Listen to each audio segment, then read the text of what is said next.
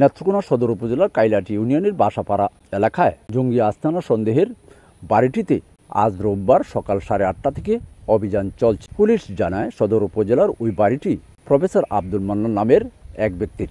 গ্রামের নির্জন স্থানের এই বাড়ি নিয়ে জঙ্গিরা তাদের কার্যক্রম চালাচ্ছিল। শুক্রবার রাতেই গোপন সূত্রের খবরের ভিত্তিতে পুলিশের একটি বিশেষ টিম শনিবার দুপুরে প্রাথমিক তল্লাশি চালায় এবং একটি ভারতীয় পিস্তল, 17 রাউন্ড গুলি এবং একটি ডামি AK-47 বন্দুক উদ্ধার করে।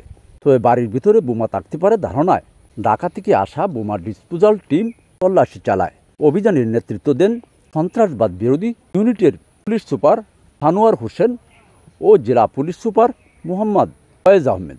সন্ত্রাসবাদ বিরোধী ইউনিটের প্রধান পুলিশ সুপার সানোয়ার হোসেন বলেন, অভিযানের প্রাথমিকভাবে জঙ্গি কার্যক্রমে ব্যবহারের জন্য গুরুত্বপূর্ণ সরঞ্জামাদি দেখতে পাওয়া যায়। তল্লাশি অভিযান শেষে বিস্তারিত জানানো যাবে বলে গণমাধ্যম কর্মীদের জানান তিনি।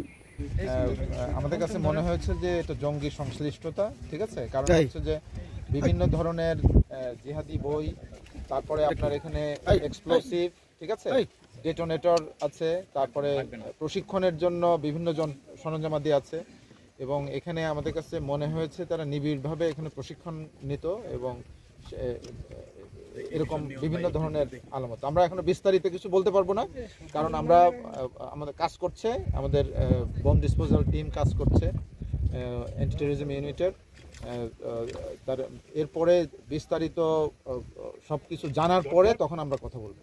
আপনারা জানেন যে আমাদের এখানে ঢাকা থেকে অ্যান্টি টেররিজম ইউনিট, বাংলাদেশের যে বিশেষায়িত ইউনিট জঙ্গি নিয়ে কাজ করে, সেই টিমের বোম ডিসপোজাল ইউনিট, সোয়াট team, investigation team, cyber team তারা চলে এসেছে। আমরা কাজ করছি। আমার পাশে যে সানোয়ার সাহেব রয়েছেন, উনি SP অপারেশন অ্যান্টি টেররিজম ইউনিটের, তিনি বাংলাদেশের বোম ডিসপোজাল ইউনিটের বিশেষজ্ঞ একজন ব্যক্তি। তো তার টিম কাজ করছে। তো অভিযান যেহেতু চলমান রয়েছে, অভিযান পরে আমরা বলতে পারবো যে আসলে আমরা কি পাচ্ছি, কি মানে এখানে রয়েছে। এখানে আমরা যেটা দেখেছি যে প্রাইমারিলি আমরা একটা ইনফরমেশন পেয়েছিলাম যে এখানে এক্সপ্লোসিভস ডিভাইস এই জাতীয় জিনিস এবং ফায়ার আর্মস জাতীয় জিনিস থাকতে পারে। তো সেটার উপরে ভিত্তি করে আমরা অ্যান্টি টেররিজম ইউনিটের সোয়াট এবং বোম ডিসপোজাল টিম, পাশাপাশি ইনভেস্টিগেশন অ্যান্ড সাইবার টিম আমরা নিয়ে এসেছি।